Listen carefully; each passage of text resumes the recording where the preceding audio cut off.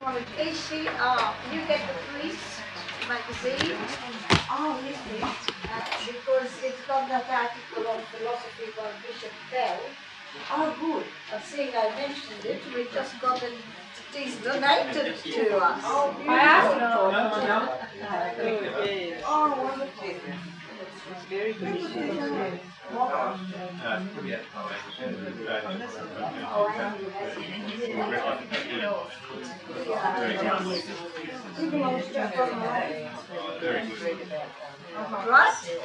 Okay. In the name of the Father, and of the Son, and of the Holy Spirit. Amen. Hail Mary, full of grace, the Lord is with thee. Blessed art thou among women, and blessed the fruit of thy womb, Jesus. Holy Mary, Mother of God, pray for us sinners now and at the hour of our death. Amen. Our Lady, seat of Pray for us. Amen. Right, well, last week, in case some of you weren't here, hello, Nora, we talked about the will and the intellect, and we were comparing them to the senses, and we saw that, I don't want to mention everybody who's done a bit of philosophy, but what is the distinction, the fundamental distinction between will and intellect? What is the will one to do it? You love and hate that you will and you know what you want to do. The will has no organ. Yeah, but how do you know? Yeah, the will has no organ, yes. Is it the girl or the doer? How do you know how do you distinguish sense of, put it a bit more clearly, how do you distinguish sense knowledge from intellectual knowledge? Yeah, but what's the distinction between soul.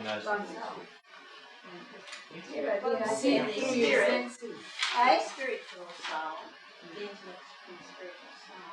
Yes, but what's the difference between their knowledge? Comes from God. Well, the sense knows singulars and the intellect knows universals. So remember that. And intellect knows. We have to repeat and repeat this until it becomes second nature to you all. You just can rattle it off like that without thinking. Well, that's universals. In other words, the sense knows the this, what is this man, this color, this thing, without knowing what something is. But the intellect knows what, in other words, it knows natures or essences. That's the fundamental distinction between the two. So these form images, the higher one, and these form imagination and ideas. The intellect forms ideas, R-M-S, that's forms, ideas or concepts. And the senses, there are no ideas in the senses unless there are images. So you can have an image on your imagination and an image in your memory, but you don't have an idea in your imagination or an idea in your memory.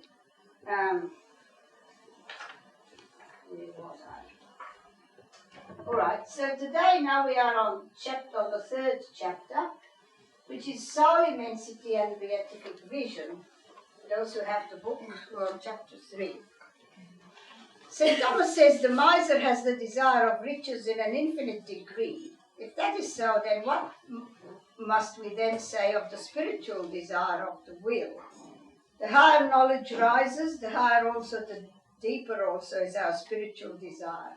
Christian faith tells us that God alone seems face to face can satisfy this immeasurable desire. Hence we may say in a true sense that our will has a depth without measure. A depth without measure. Now, seeing that the will is an appetite for what we understand to be good, and we can understand good without limit. In other words, our intellect is not limited to understand this good or that good. It can understand good in the universal, and that would even contain God. So it can understand goodness without limit whatsoever. Then the will desires that goodness.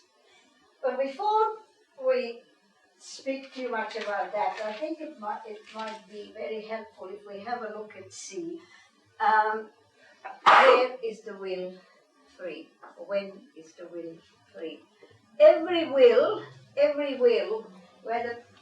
what are the different sorts of will? The divine will, angelic will, and human will. Every will is free. So all the creatures. Hello, hi. Linda, it's Jay. Good, thank you. If you find it too difficult, just don't despair.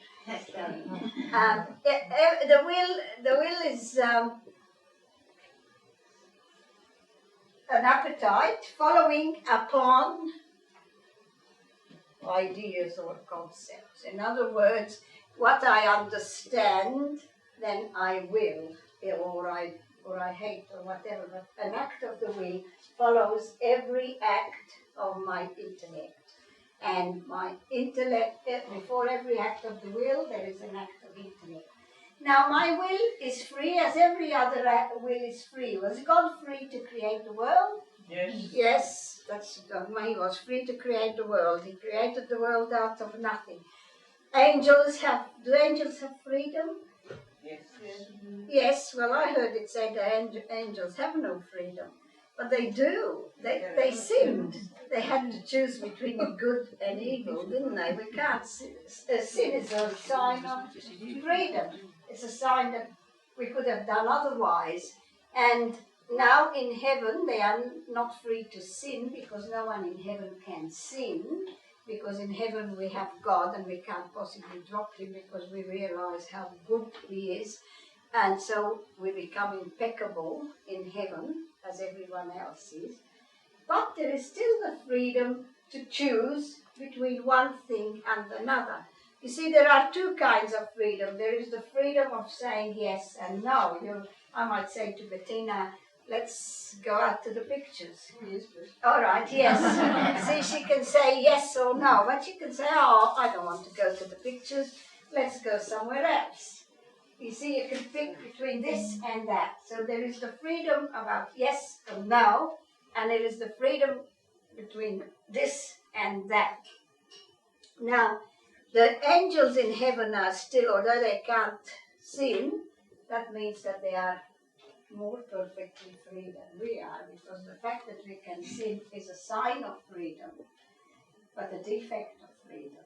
We are more free if we can't sin. God is much more free than I am, and God can't sin. It's like a sickness. Sickness is a sign of life, but a life without sickness is a more perfect life than a life with sickness. It's a kind of a sickness of freedom that we can see. So we have this will. Now our will, freedom, every will is free. And when we choose between one thing and another, or whatever we do, we always choose the end first. We choose the end. In other words, what we want to do first, and then 1, 2, we choose the means.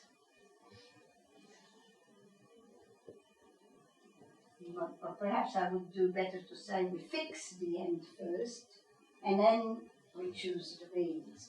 Because freedom is really about means. We fix. What does that mean?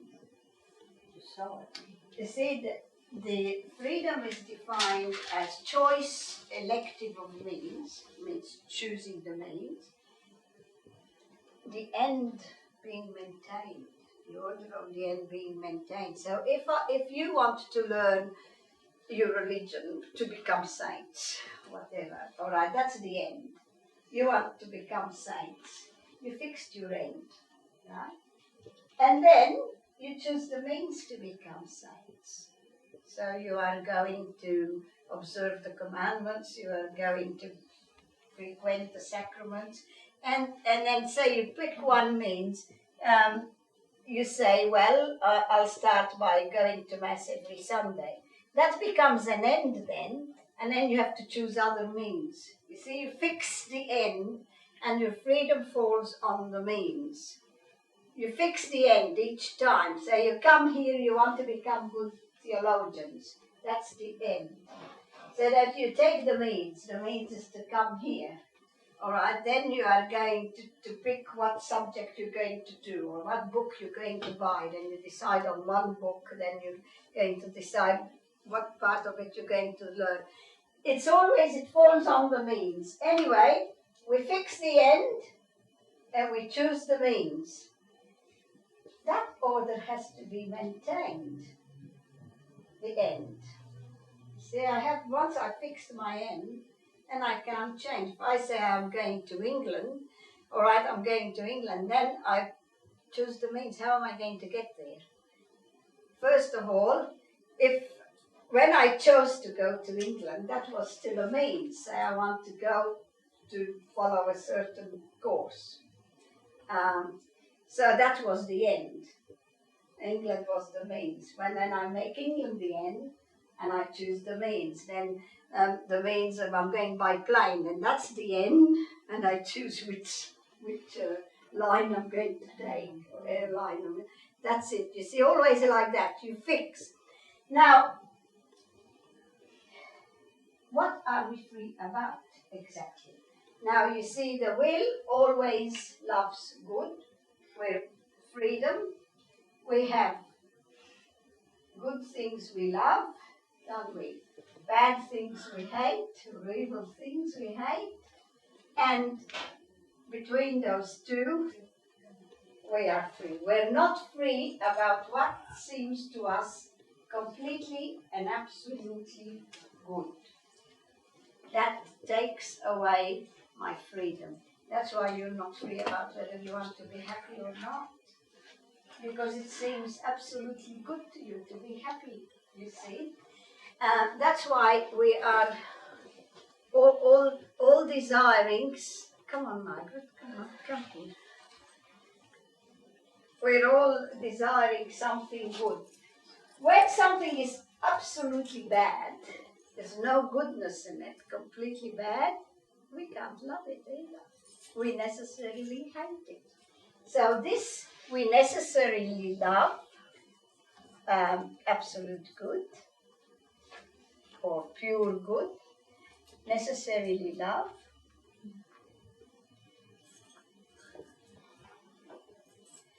This we necessarily hate. That's why no one really wants to go to hell.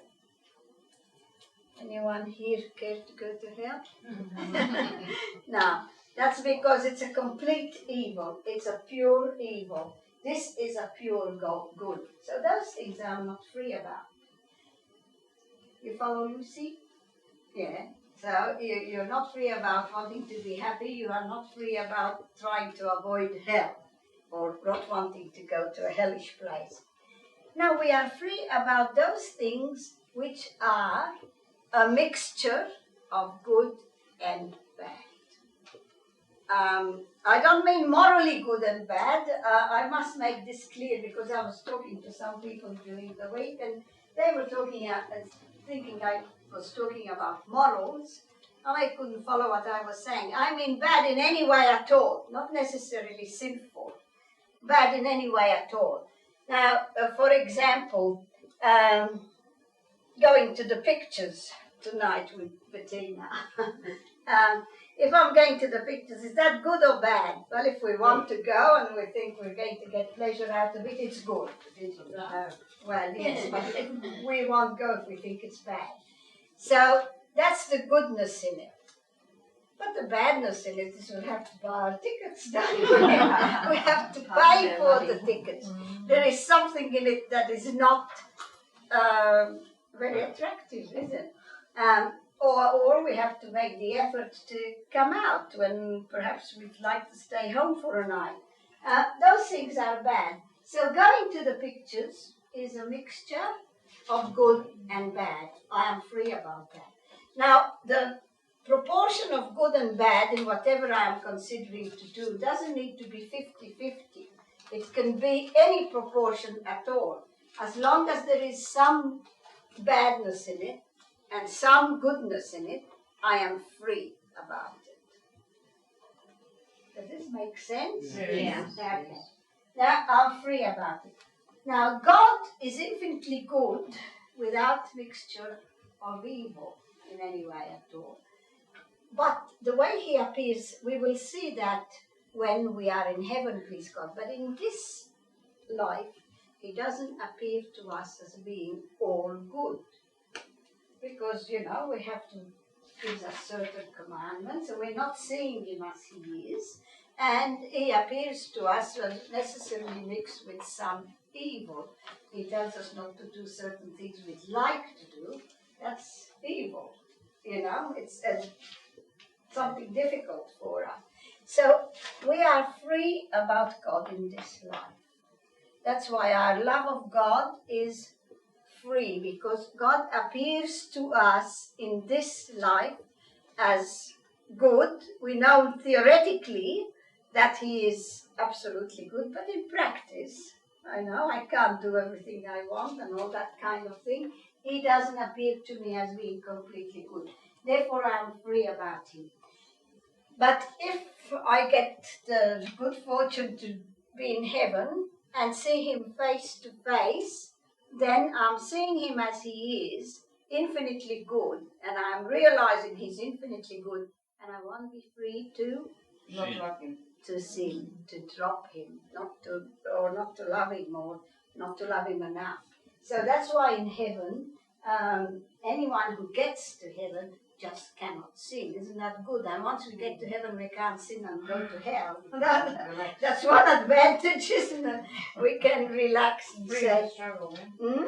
Free of the struggle, then. free of the struggle. Yeah, that's true. Very free of the struggle. And in heaven, you also have complete control of your passions and your senses. And if you love God above all things, they're not pulling one way and your mind and will pulling the other. So your passion will work to passionately love God, then. Yes, your passions. You see, that's why we say that the passions in themselves are good, and they help us to live the good moral life, even in this life.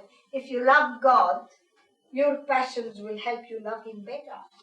So, if used properly, the passions are a help for our moral life. The Catholic Church never condemned the passions as passions. They are goods. They are things God gave us to help us. So, you see, this is only, we are free then about the mixed good. That means a mixture of good and evil. Mixed good. This one we necessarily love. This one we necessarily hate. And this one we necessarily are free about.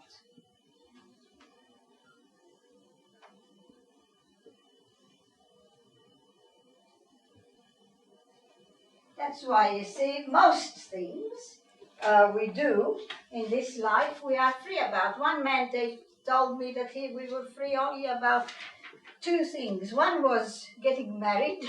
I forget what the other one was. What do you have for breakfast? Not once she gets married. It will be a very poor life if we're only free twice in our lifetime, aren't we? But it is true that we're free about getting married anyway at that point. That is a mixed good. That is a mixed good. It is, yeah. It's a mixed good, certainly.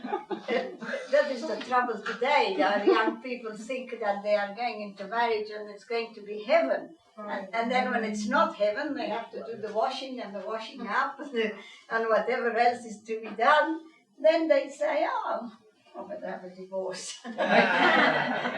But you see, I'm sure a lot of divorces are based on that, is that they expect it to be an unmixed good. But nothing in this world is an unmixed good. Nothing in this world can fully satisfy us. So now we see no mixed good, as we are going to say in a minute. No mixed good can satisfy our will and fulfill it, because the will can, because my intellect, knowing universal, knows goodness without limit. And therefore I will it without limit, because remember what I understand to be good, with nothing of evil in it, but just absolute good in every way whatsoever. It satisfies my senses, it satisfies my mind, it satisfies all my feelings, and it satisfies my sense of beauty, everything. I can't say I don't like that. Can anybody? You see? So that's I necessarily love. So my intellect understands that, and my will, which works upon the understanding of the intellect, which follows that, necessarily loves it. So the intellect understands it, and the will loves it. And seeing I understand goodness without limit, I will goodness without limit. And that's why we say the will is infinite in that sense, that it has an infinite object. It can love something infinite. It is not an infinite power, because man is a finite being. He's not infinite. God's will is infinite, but mine isn't, and neither is anyone else's here. But it has an infinite object. It can, the example it gives in that book, it says, like, for example, the eyes. My eyes are made to see color and material things, but look, they can see the stars. Look how far they can go, almost see up to infinity. But the will is much more infinite than the eyes. The wills, the eyes can only see that far, but the will, any amount of goodness, God, it can understand that, and therefore it wills that. Now, because it wills that, necessarily, only that infinite goodness will satisfy it and fulfill it. You see, that's why anything else cannot fulfill the will. That's why all we have these people chasing pleasure, money, power, honors, whatever you want. Can they possibly make a man fully and completely happy? No, they can't. Because you see, the story of each one of us is the same. We are never fulfilled. That's why we always want something more. There's Ron there trying to understand all this very hard. You're trying to get knowledge, aren't you, Ron? You're just satisfied with what you know. We want to know more. We want to possess more. We want to love more. Always more. And that's why from the time we're born to the time we die, there's always something else we want. Isn't that your story? When you're a little girl, you want toys. When you grow up, you... Want boy.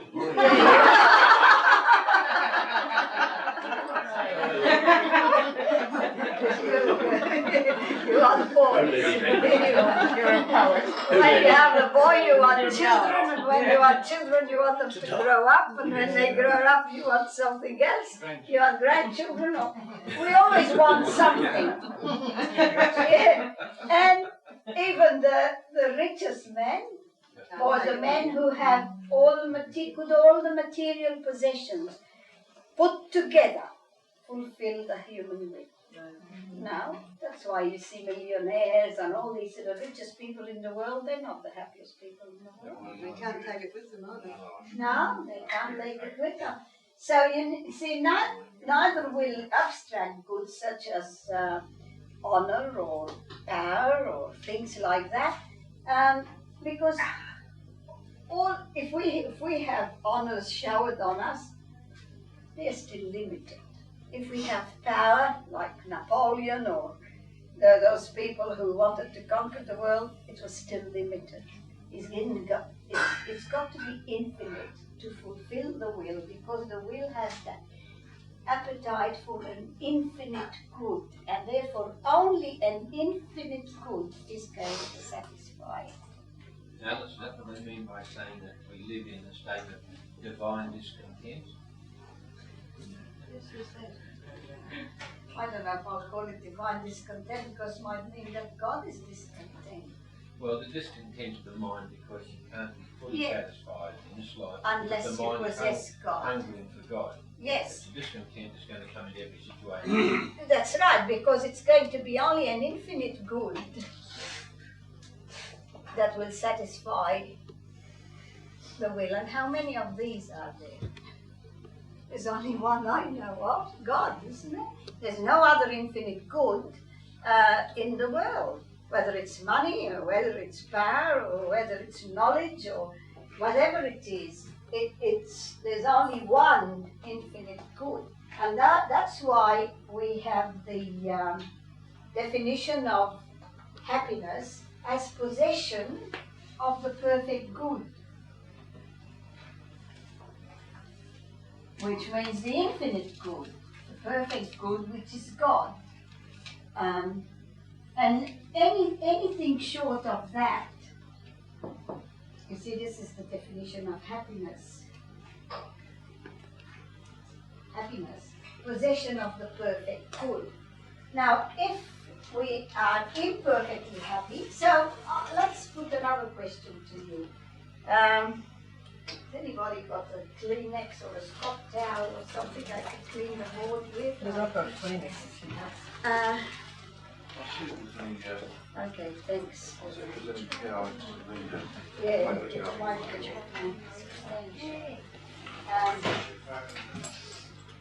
You see, happiness is always possession of the perfect good. Now, if I have imperfect happiness, can we, before that, can we possibly be perfectly happy in this life? No. Why not? Because we don't possess God.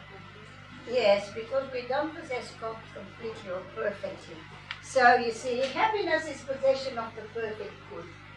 Now, imperfect happiness, imperfect, as it is in this world, happiness is imperfect possession.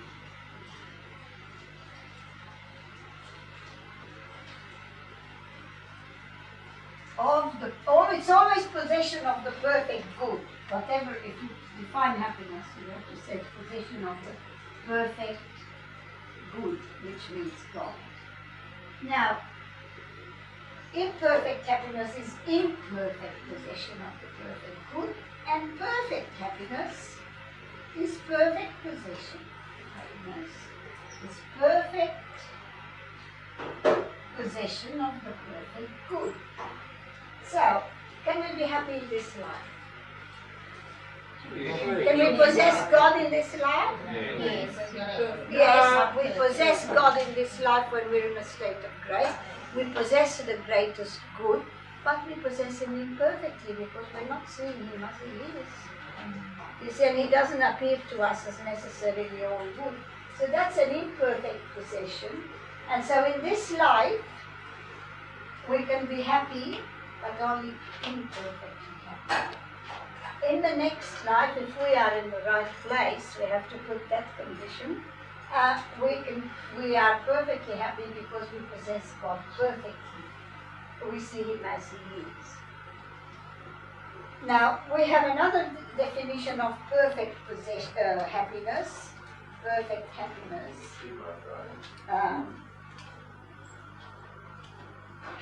is the possession of the good, only another way of saying the perfect good. The good, that means the good thing that excludes every evil.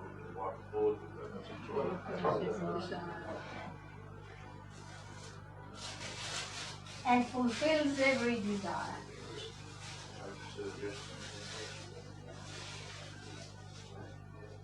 See, this will show you quite clearly that we don't possess it in this way. We don't possess God in this life in this way. Even when we are in a state of grace, we don't have every evil excluded, do we? Because still we're sick, aren't we? Or poor, or worried, or whatever, distressed. But in heaven, perfect happiness will, when we possess God, He will exclude every evil, as we were saying, sin included, and will fulfill every desire. So there is no desire that is not fulfilled in heaven. Absolutely none. So we can't want any more than that, can we? So in heaven, not only we can't, we can't drop God. We can't even want to do anything against the will of God. Yeah. The perfect happiness, that is the possession of the good that excludes every evil.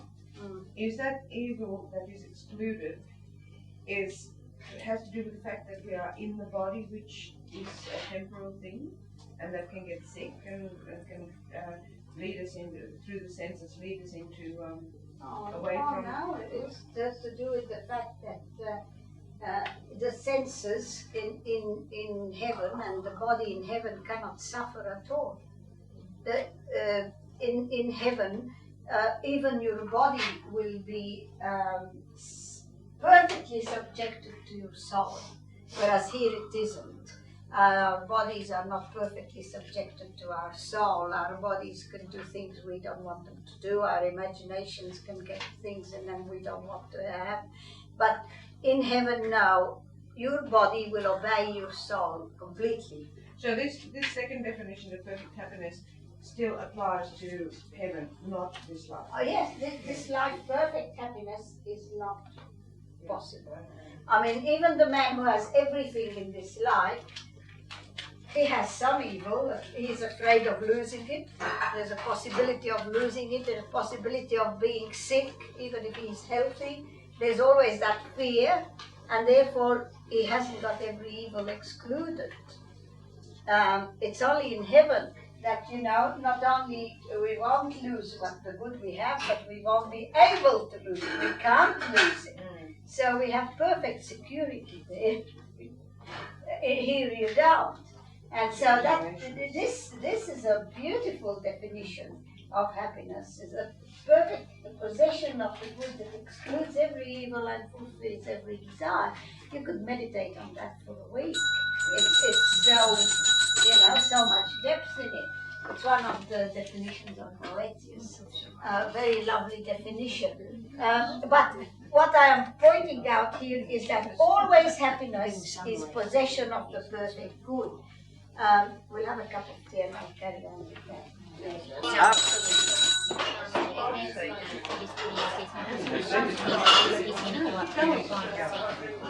You tell him how good it is. All right, now we were on happiness. So is it possible to be happy in this life? Yes, but is it possible to imperfectly? That's the word. We can be imperfectly happy in this life. And when are we imperfectly happy in this life?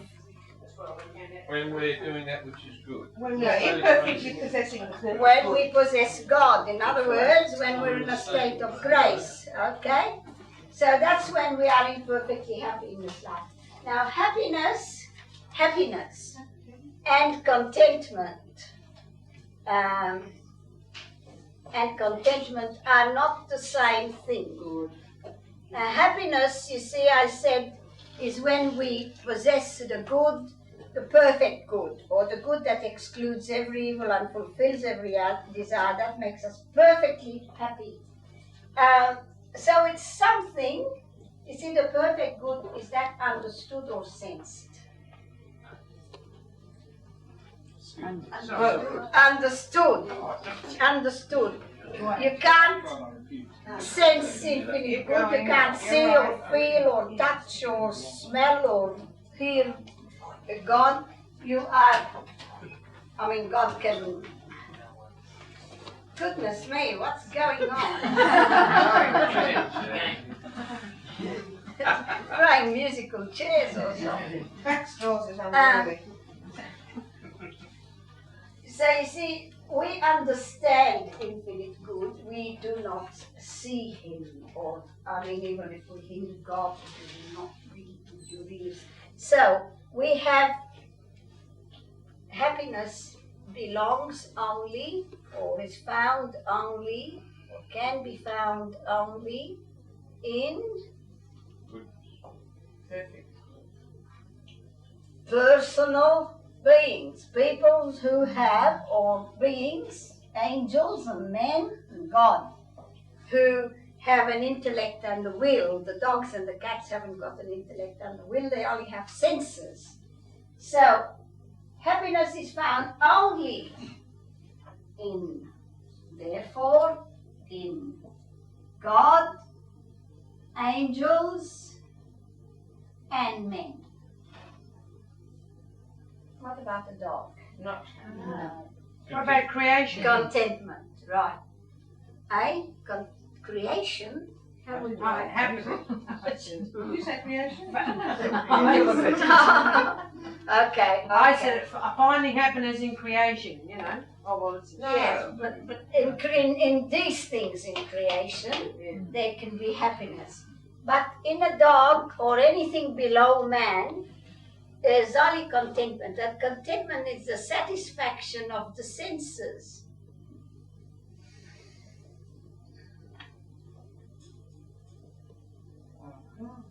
So a dog can be contented, but he's not really happy. I mean, he's happy, as happy in the sense I could use happy if I mean that he's got everything he wants. Well, when he has everything he wants, he's perfectly contented. His senses are satisfied, they are fulfilled. But this is a question of the mind.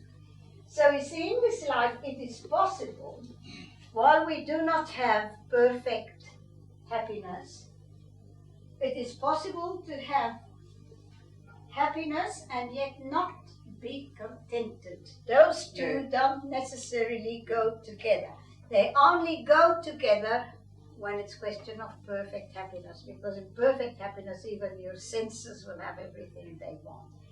Your body will be as satisfied like your soul. But it is possible here for somebody to have God, have found God, be with God, close to God, and God living in him, the indwelling of the Blessed Trinity and everything, but he might be very sick or very worried or in extreme poverty and extreme need and they're real sufferings or extreme loneliness or whatever. You see, they're real sufferings. So he hasn't got contentment, but he's got happiness. Now, Alice, does joy double up with happiness? what do you mean double up? Well, what's the difference then between joy and happiness? Well, joy can be a passion.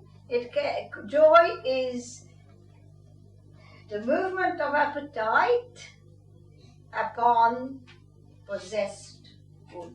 When you possess what you like, you have joy. That's why we say joy is a property of sanctifying grace, because once you possess God, necessarily you have joy in the depths of your soul, even if you are suffering greatest torments, or even if you're suffering persecution, torture, whatever, like say the martyrs did, they still had joy in the depths of their soul. Or could you say that? Because they possessed God. Yeah, they had happiness, they didn't have contentment in that sense. But you see, so joy is the name of one of the passions, joy. And it's the movement of appetite,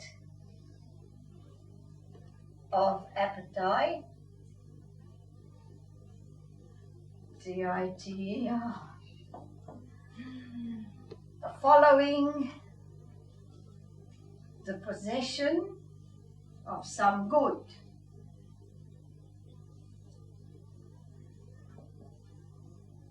I hope I have another pen. Of some good that we want, something good. I don't mean moral good. What do you describe appetite as? Appetite is that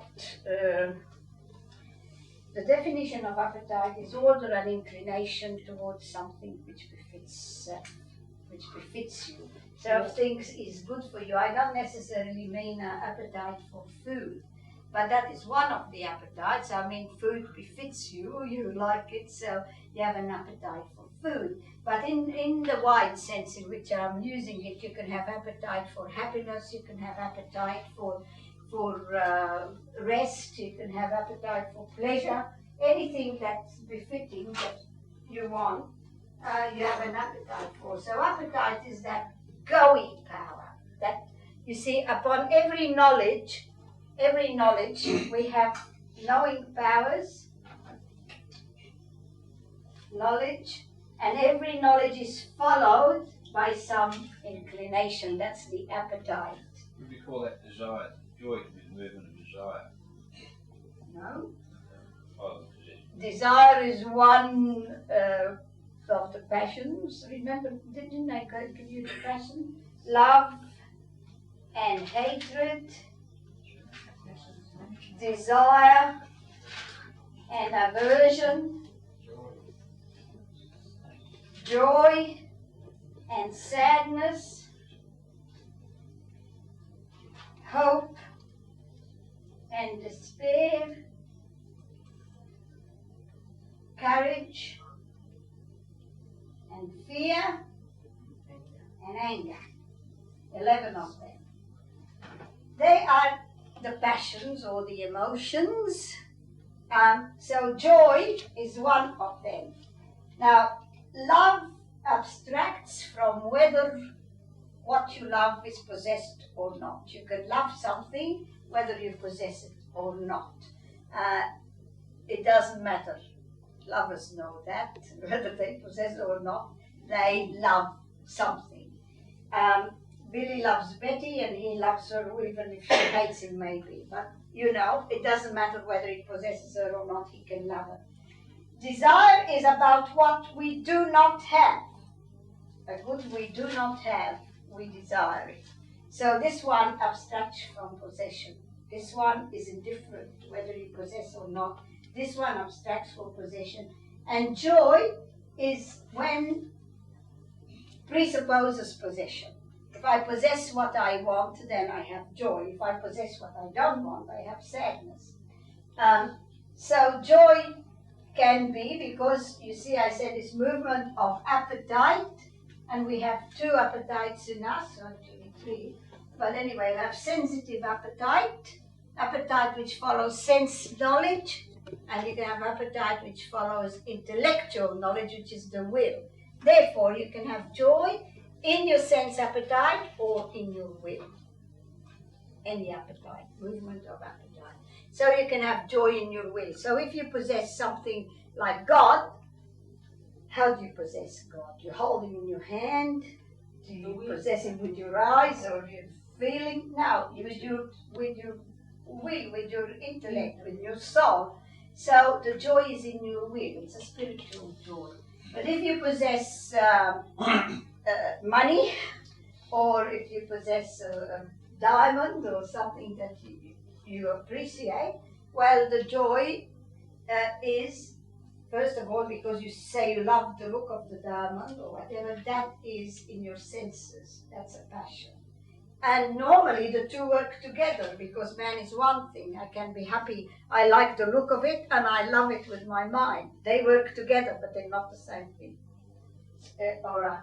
So I have spiritual joy when I possess God. There is a certain joy in me, even though there is not contentment. Do you follow that, Martha? Absolutely. So, in the next life, if we're in heaven, that's not possible. We have to have contentment because there is no evil at all. Excludes every evil and fulfills every desire. Therefore, I have both my appetites satisfied. But here, it is possible to possess God and to be very happy with God, and at the same time to suffer some evil, whatever kind of evil, any kind of evil, right? Maybe violence, maybe anything.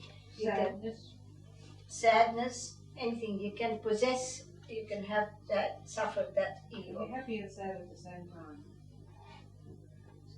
Yes, you can be happy at possessing God and sad that you're being ill-treated. That kind of thing. You see, because normally the appetite of my senses and the appetite of my intellect, the will, they work together. They work together because I am a human being. Just like when I think of something, I also imagine that. Because my senses and my intellect work together, you see.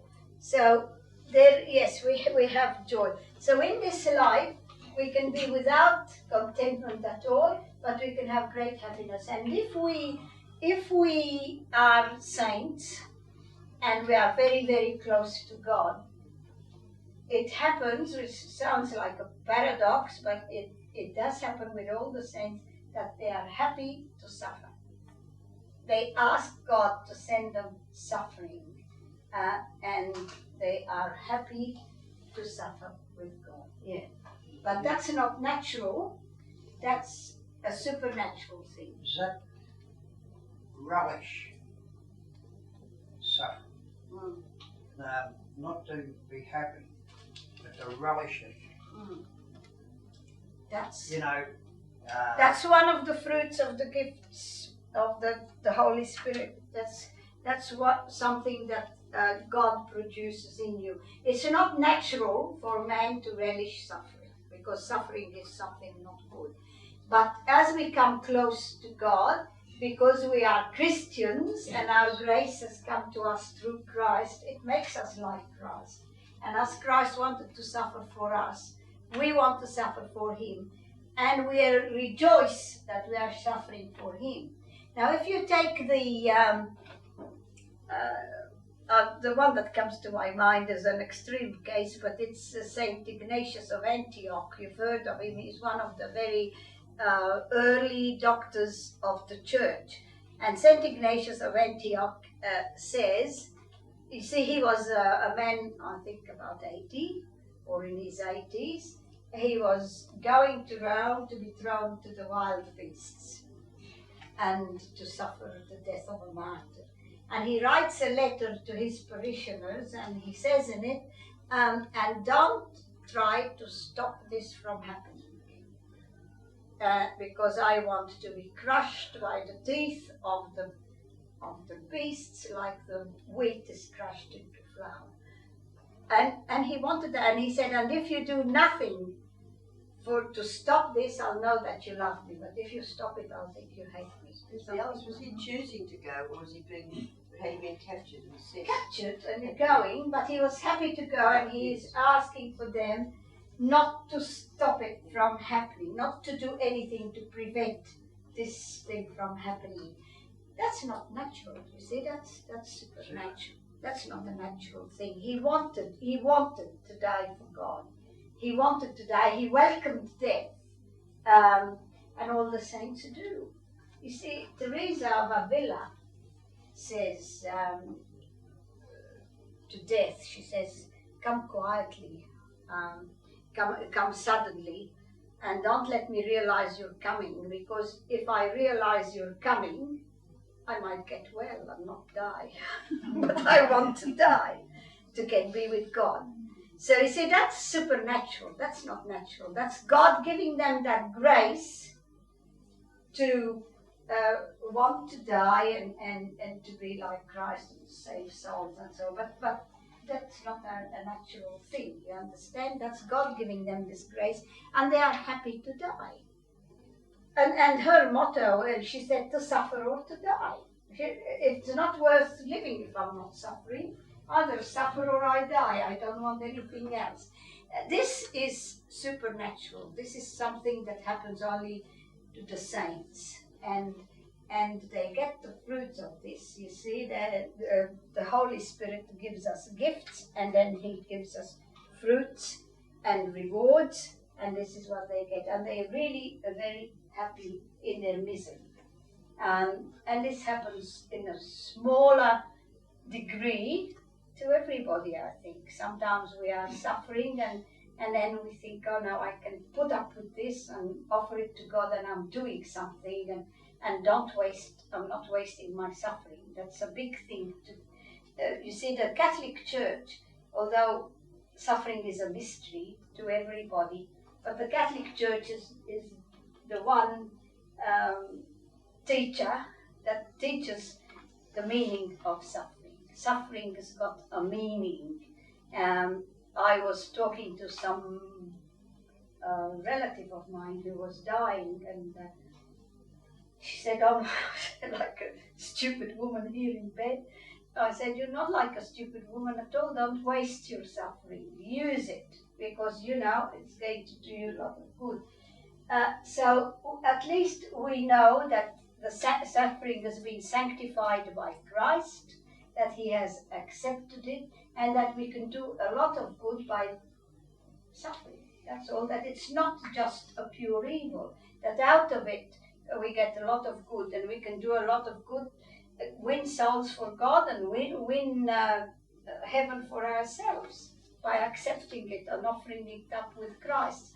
So you know, it is a very great consolation to know that we can do this. To be honest, just one thing that worries me, I'm thinking of just saying, all these people in this room here, supposing one of us had acute pain somewhere and we thought, oh, we'll offer something for God, knowing full well there could be a heart attack or something dreadful happening inside us, we'd be very foolish, wouldn't we, not to go to a doctor and just to put up with it? Oh no, I'm not saying to be silly. No. You can go to a doctor, but you can accept what God Yes. gives you, and accept the suffering, and see it's been sanctified by Christ. And we have the example of Christ on how to suffer and how to accept it. So, which is a very, very great advantage.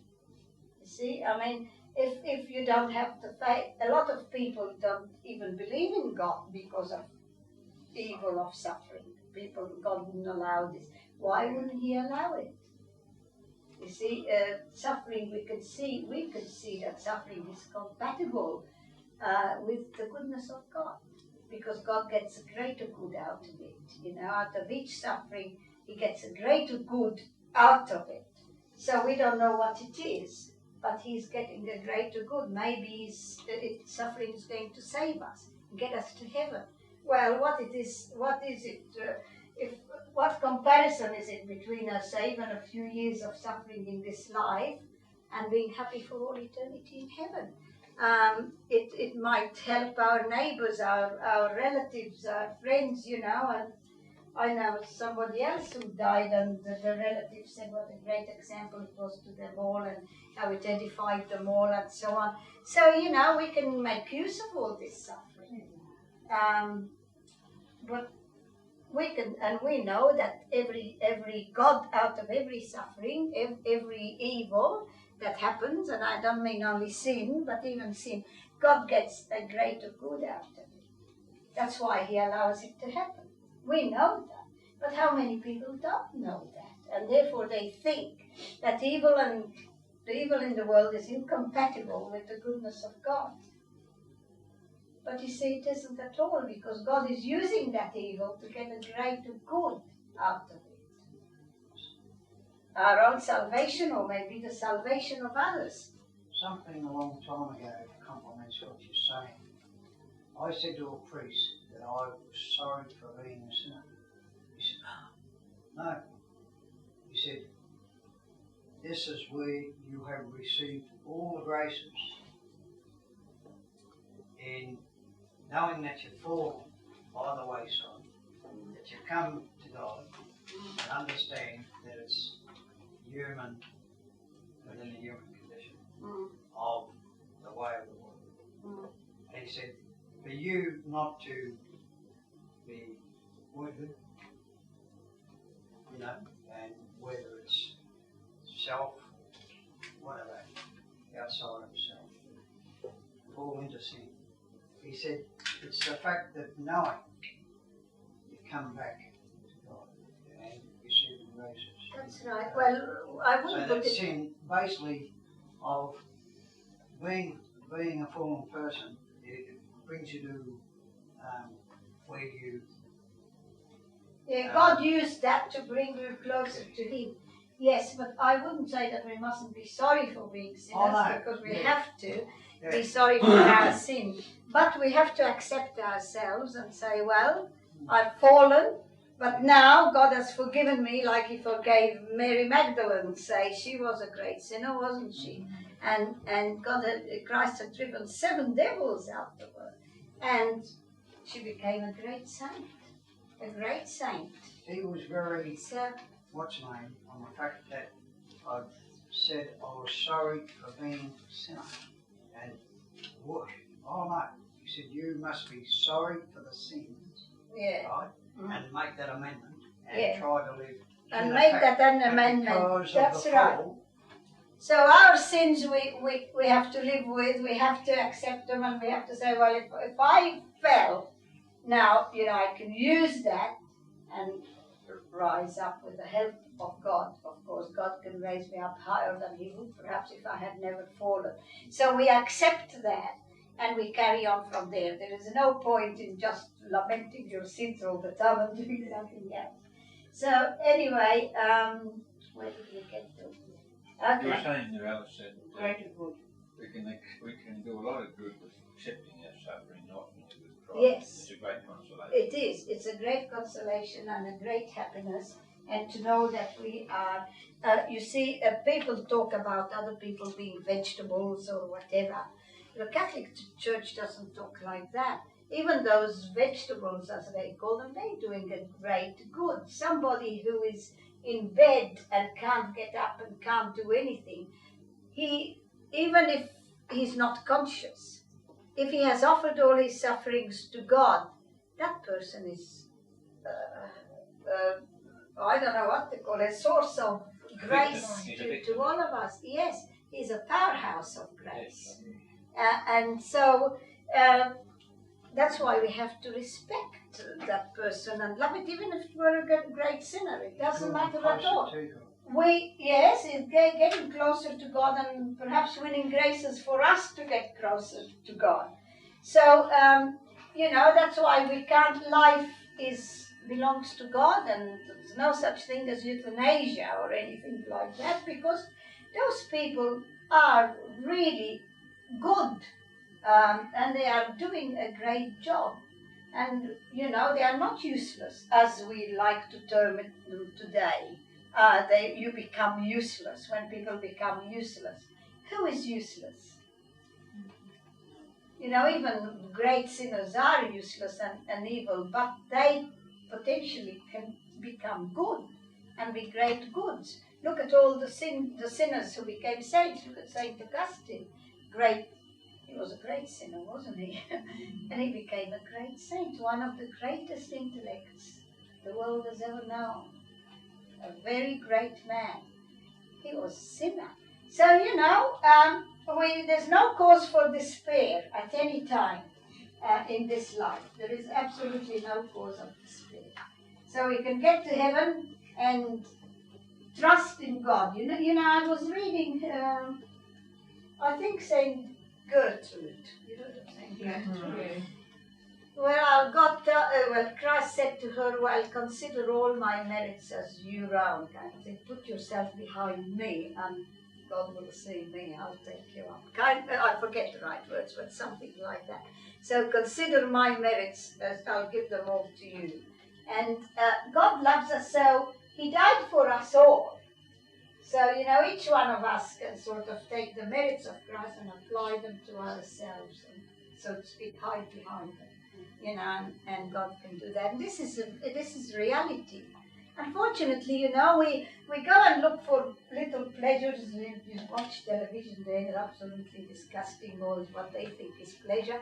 And all those big truths, the big truths of our lives, the big, immense truths,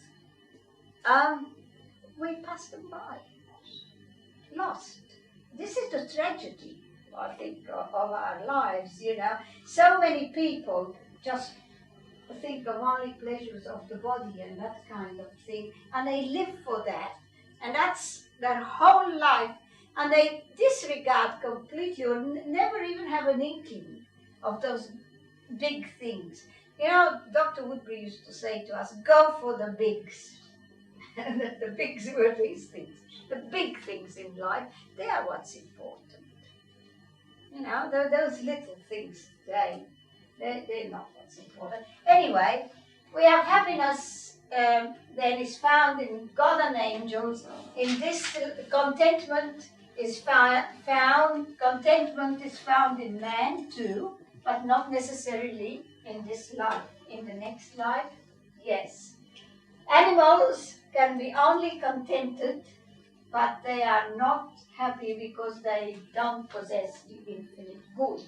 Alice, you've got contentment there, that's satisfaction of the senses. Can there be contentment to something else, like, you know, you finished your job, or, you know, there's a good meal being prepared, you're going to meet Oh, together. yeah, well, that, I'll just call it joy. You have what you want, you know. Once you have what you want, I'll call it joy. What about, you know, you see your enemy get a kick in the behind or something? What a bit content about that. Is that a good thing? Yes, you get satisfaction of that, yes. You That's do. justice. That's justice.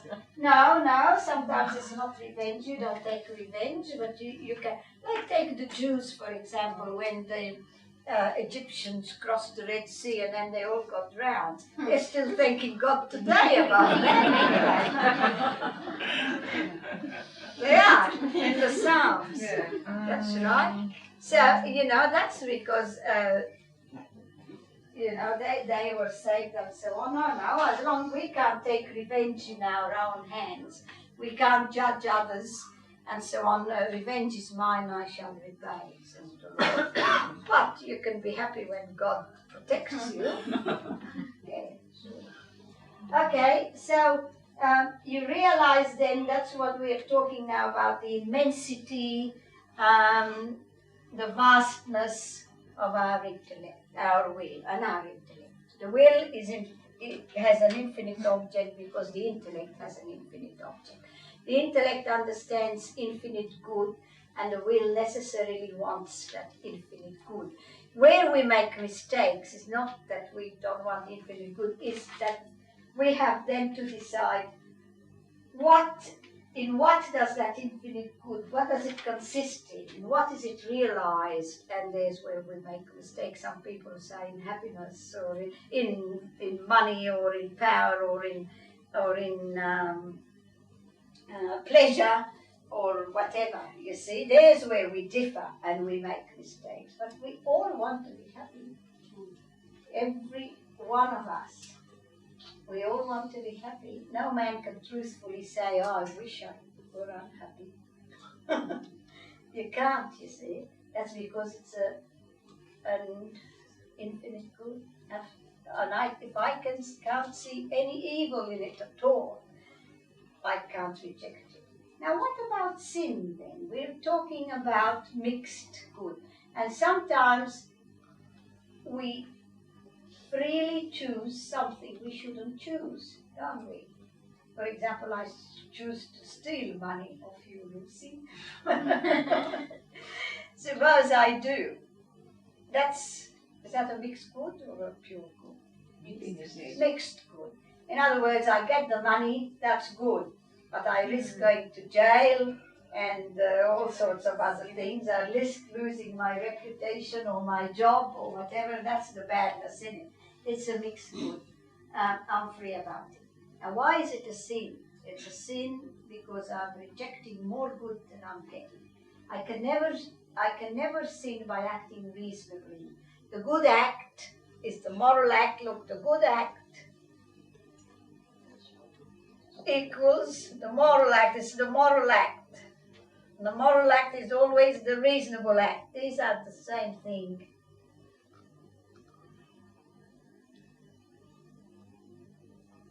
When I sin, my act, of course, is not good. The morality of it is not good. It's not reasonable. Also, I could add to that, it's the prudent act.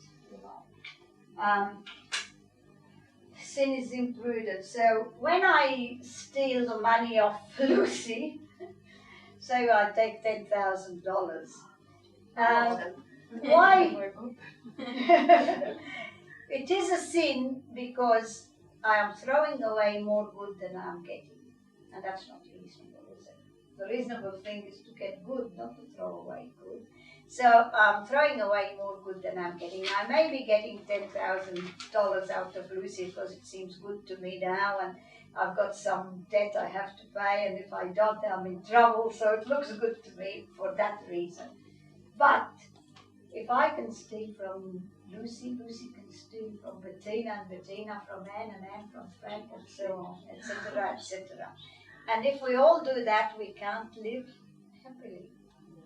That mucks up our social life, mucks up society. And I'm throwing away the good of society just to get personal satisfaction for me. So I'm throwing away more good than I'm getting. Every sin is the throwing away of good. Sin is throwing away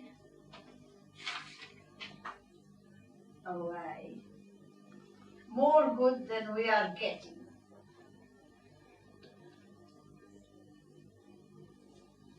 Therefore, it's always unreasonable.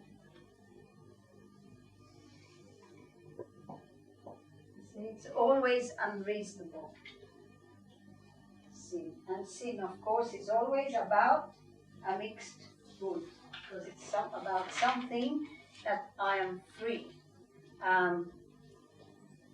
So, right in view of that, I think we might start reading the chapter. Christian faith tells us that God alone, seen face to face, can satisfy this immeasurable desire, that's the desire of my will. Hence we may say, in the true sense, that our will has a depth without measure. You see, we are beings far more important than the rest of the beings of this world. Man is the more important creature on this universe and the most perfect because of our intelligence and our will, and because we have this infinite desire, because we have knowledge and so on, understanding. You see, we are infinitely more perfect than the animals. It's all right for television to talk about rights of animals and intelligence of animals and all that, but you know, that's got to be taken with a grain of salt, in inverted commas. Have animals got rights? No. No, they haven't got rights. They had rights. You couldn't eat a chalk, could you? You couldn't eat a fish either. They haven't got rights. But we have to treat them reasonable because we owe it to ourselves to treat them like human. I mean, not them human beings, but like we are human beings. Therefore, we have to treat them in a way that's conformed with our nature, but not to them. You know, and do they have intelligence? No. What do? They go and look at their brains to see if they are similar to human brains or not, or how big or how small they are, or whatever. If they learned a bit of philosophy, they wouldn't waste their time or their money. You see, intellect is a spiritual power. It doesn't depend on the brain. And it doesn't matter if the dolphin has a brain that looks like a human brain. It still hasn't got an intellect. The brain is not the intellect. They confuse brain and intellect because they are materialists. And they don't believe in spiritual things. The brain is spiritual power. And it is, not the brain, sorry. The mind, the intellect, the mind is the same thing, is a spiritual power. There is no organ of your intellect. You think you're dependently on the brain, but the brain is not your mind. But they confuse mind and brain. You see, I think we think with our brain because they don't believe in spiritual things. Somebody with a small brain can be more intellectual than somebody with a large brain. That's right. You're more intellectual than an elephant, aren't you? Yes, it's not the size. They do try to measure, I think, Einstein's brain, they measured that and weighed it or something. That's So right. he had a big brain, so that's where Yeah, they measure foreheads and they measure all kinds of things, and you know, materialistic. You can't measure a spirit. How fat's an angel?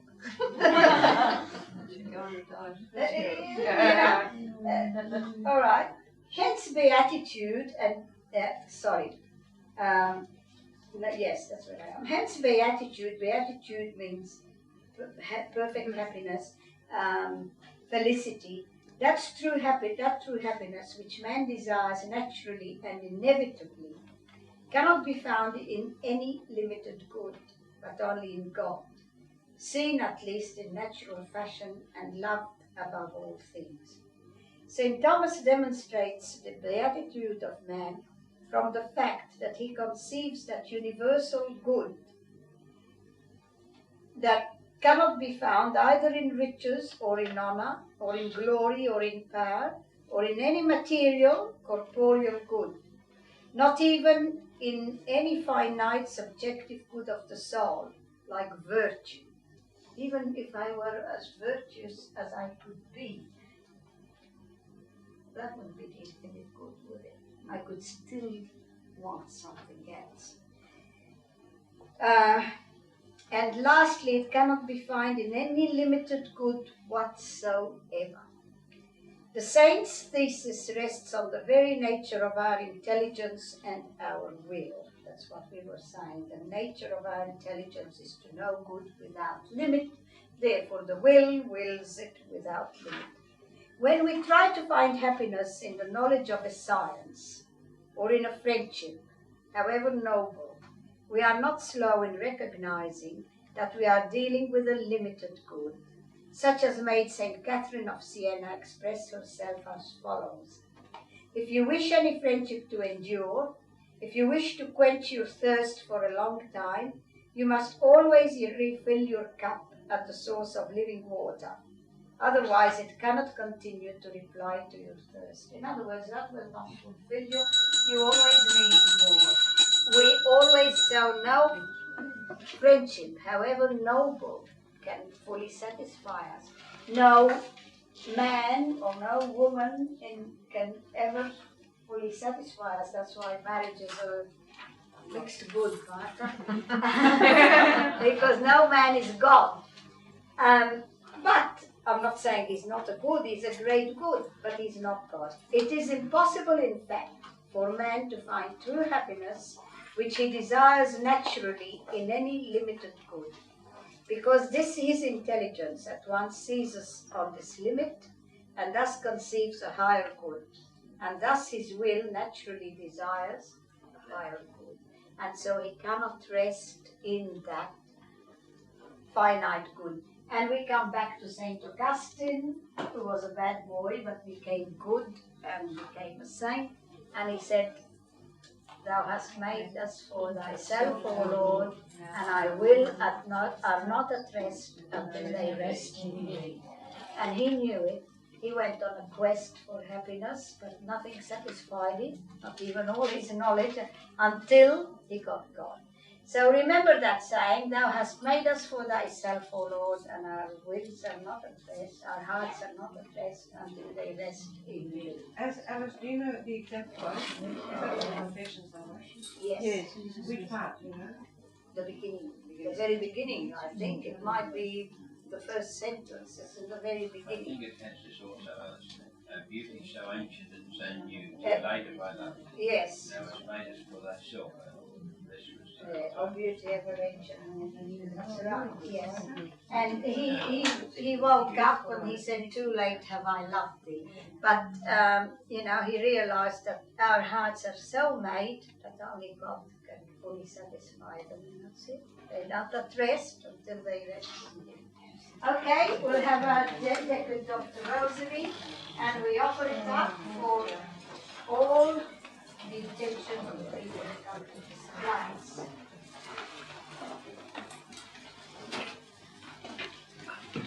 In the name of the Father, and of the Son, and of the Holy Spirit, amen. The fifth sorrowful mystery, the Crucifixion. Our Father who art in heaven, hallowed be thy name. Thy kingdom come, thy will be done on earth as it is in heaven. Give us this day our daily bread, and forgive us our trespasses, as we forgive those who trespass against us. And lead us not into temptation, but deliver us from evil. Hail Mary, full of grace, the Lord is with thee. Blessed art thou among women, and blessed the fruit of thy womb, Jesus. Holy Mary, Mother of God, pray for us sinners now and at the hour of our death. Amen. Hail Mary, full of grace, the Lord is with thee. Blessed art thou among women, and blessed the fruit of thy womb, Jesus. Holy Mary, Mother of God, pray for us sinners now and at the hour of our death. Amen. Hail Mary, full of grace, the Lord is with thee. Blessed art thou among women, and blessed the fruit of thy womb, Jesus. Holy Mary, Mother of God, pray for us sinners now and at the hour of our death. Amen. Hail Mary, full of grace, the Lord is with thee. Blessed art thou among women, and blessed the fruit of thy womb, Jesus. Holy Mary, Mother of God, pray for us sinners now and at the hour of our death. Amen. Hail Mary, full of grace, the Lord is with thee. Blessed art thou among women, and blessed the fruit of thy womb, Jesus. Holy Mary, Mother of God, pray for us sinners now and at the hour of our death. Amen. Hail Mary, full of grace, the Lord is with thee. Blessed art thou among women, and blessed the fruit of thy womb, Jesus. Holy Mary, Mother of God, pray for us sinners now and at the hour of our death. Amen. Hail Mary, full of grace, the Lord is with thee. Blessed art thou among women, and blessed the fruit of thy womb, Jesus. Holy Mary, Mother of God, pray for us sinners now and at the hour of our death. Amen. Hail Mary, full of grace, the Lord is with thee. Blessed art thou among women, and blessed the fruit of thy womb, Jesus. Holy Mary, Mother of God, pray for us sinners now and at the hour of our death. Amen. Hail Mary, full of grace, the Lord is with thee. Blessed art thou among women, and blessed the fruit of thy womb, Jesus. Holy Mary, Mother of God, pray for us sinners now and at the hour of our death. Amen. Hail Mary, full of grace, the Lord is with thee. Blessed art thou among women, and blessed the fruit of thy womb, Jesus. Holy Mary, Mother of God, pray for us sinners now and at the hour of our death. Amen. Glory be to the Father, and to the Son, and to the Holy Spirit. As it was in the beginning, is now, and ever shall be, world without end. Amen. O my Jesus, Forgive us our sins, save us from the fires of hell. Bring all souls to heaven, especially those in Our Lady seated. Pray for us. Saint Thomas Aquinas. Pray for us. In the name of the Father, and of the Son, and of the Holy Spirit. Thank you. Oh.